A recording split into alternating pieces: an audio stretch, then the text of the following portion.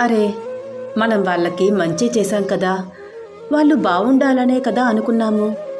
వాళ్ళ నుంచి మనకి ఎందుకు పాజిటివిటీ రావట్లేదు, ఎందుకు మనల్ని నెగిటివ్గా చూస్తున్నారు అని అనుకుంటున్నారా?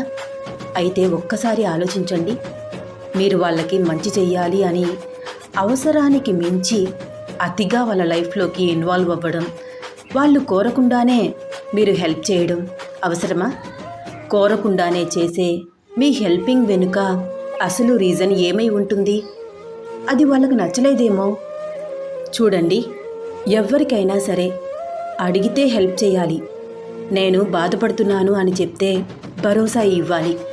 అంతేకాని అవసరం లేని చోట కూడా ఇన్వాల్వ్ అయిపోయి మీరు ఉండాల్సిన లిమిట్స్ క్రాస్ చేసి ప్రవర్తిస్తే వాళ్ళు మిమ్మల్ని ఎక్కడ ఉంచాలో అక్కడ ఉంచుతారు.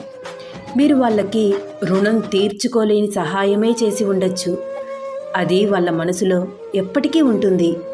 కానీ మీ బిహేవియర్ బాగోకపోతే మాత్రం వాళ్ళకి భరించాల్సిన అవసరం లేదు కదా. అరే, వీళ్ళు మనకి చాలా హెల్ప్ చేశారు అని మిమ్మల్ని భరిస్తూ వాళ్ళని వాళ్ళు బాధ పెట్టుకుంటూ మీ ముందు నవ్వుతూ నటించలేరు కదా.